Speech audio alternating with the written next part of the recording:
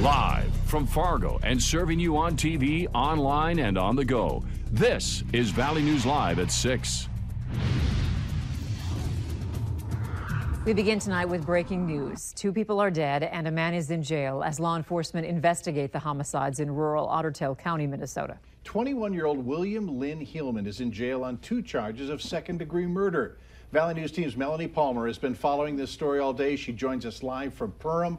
Melanie, what can you tell us? Mike, Andrea, we're still trying to figure out what happened in the early morning hours in this rural part of Otter Tail County. We spoke with a couple people throughout the community today, and after hearing about these deaths, they say that the community is in shock.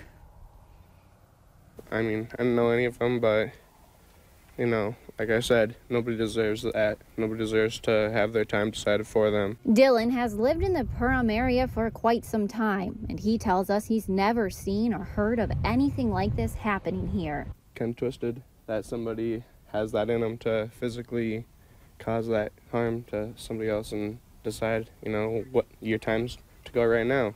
Shouldn't be that way, you know? Everybody has their time to go. You don't decide that, somebody, a bigger person decides that, not you. It all started shortly after 5 this morning when deputies responded to a report of an assault at a home in a rural area in the middle of Perham and Frazee. When they arrived on scene, they found 2 people dead.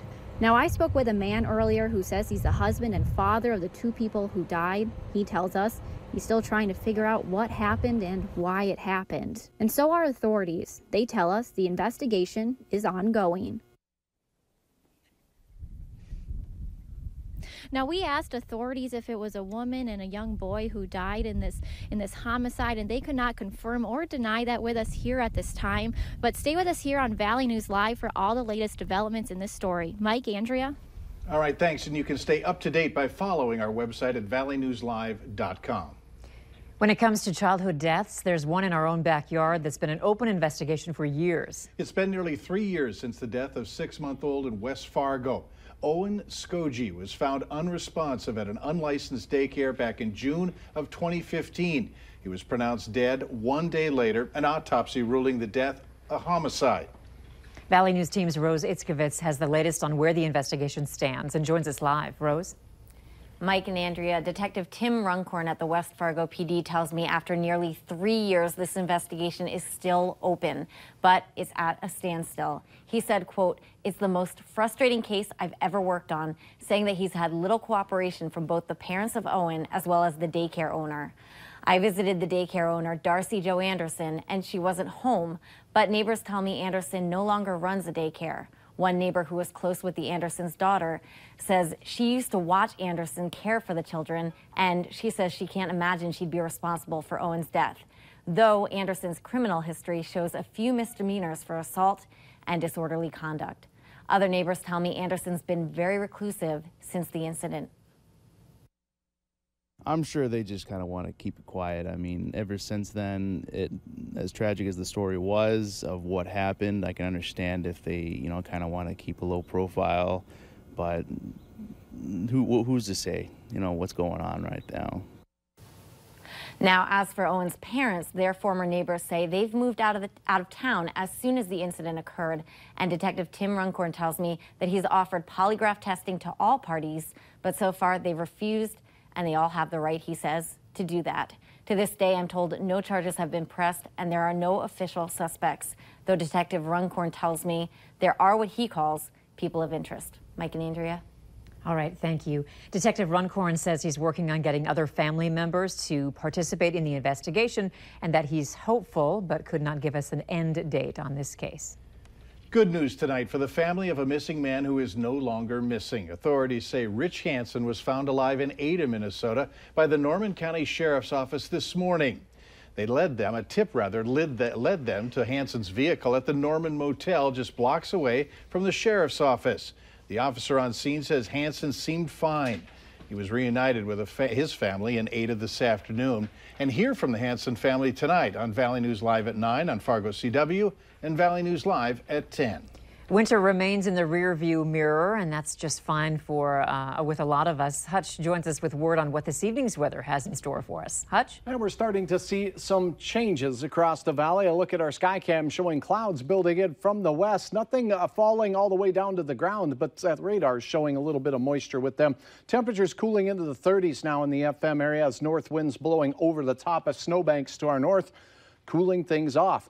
Here's some showers showing up in the Southern Valley, not reaching the ground. Where things are reaching the ground between just west of Minot and Bismarck.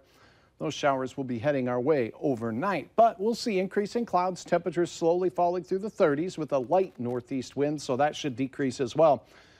Tomorrow is our little hiccup in the forecast. After that, it looks very spring-like. I'll have the details. We'll tell you where the best chance of any accumulation of snow is going to be heading here in a moment. Okay, thanks, Hutch. You bet. Wahpeton High School was in a working lockdown today. A bullet casing was found on the floor of the computer lab. Parents were notified of the lockdown by text message or voicemail around 1:15 this afternoon. The school superintendent, Rick Jacobson, says the bullet casing from a .40 caliber gun was turned over to the school resource officer. A complete sweep of the school found no threat to the students or staff.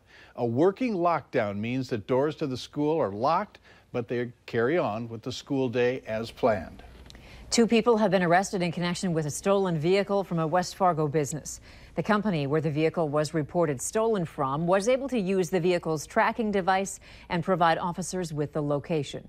The vehicle was found 8 miles southeast of Alice, where officers found one of the suspects. Later, a perimeter was set up around a farmstead as authorities searched for a second suspect, and who was found a short time later.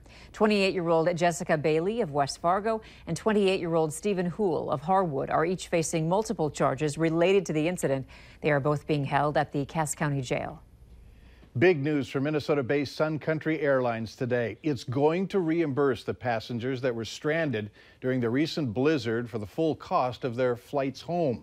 That word coming from Minnesota U.S. Senator Tina Smith, who called from a federal investigation after the airline left hundreds of people stranded and forced them to find their own way home. Smith and U.S. Senator Amy Klobuchar sent a letter to Sun Country's CEO asking whether the company did enough to help passengers, including charter a replacement flight, rebook passengers on other airlines, and provide consumers with advance notice of policies for final flights of the season. Well, I think the main thing would be to work to get something on the aviation bill. But I think they are listening. I've talked to some of the people there and talking to the CEO at 5. So hopefully we'll be getting some good news that they're going to reimburse people more fully than just the cost of their own airfare. Hear more from Senator Klobuchar on Point of View on KX4 with Chris Berg. That's tonight at 6:30. Sleep should be a priority no matter what age you are, and experts have a few tricks on how to get it done. Zen Sleep Consulting says cleaning your bedding and under your bed can help you get a better night's sleep. They say keeping the room dark and cool can not only help you fall asleep, but also stay asleep. Not getting enough sleep can cause health problems like weight gain, migraines, and heart disease. Consultants say it starts with a good bedtime routine for the entire family and sticking with it every night. For more information on a good night's sleep, go to valleynewslive.com and click on our Hot button.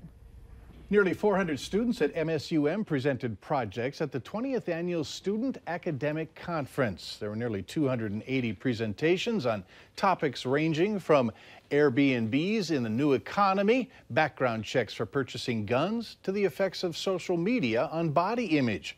Organizers say these applied learning opportunities are truly transformative in students' personal and professional growth.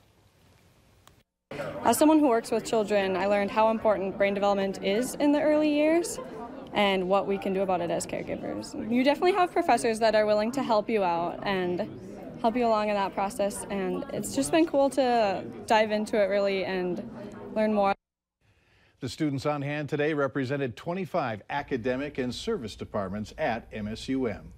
The hassles continue for some people in Minnesota without power after last weekend's blizzard. We'll have details later on Valley News Live at 6.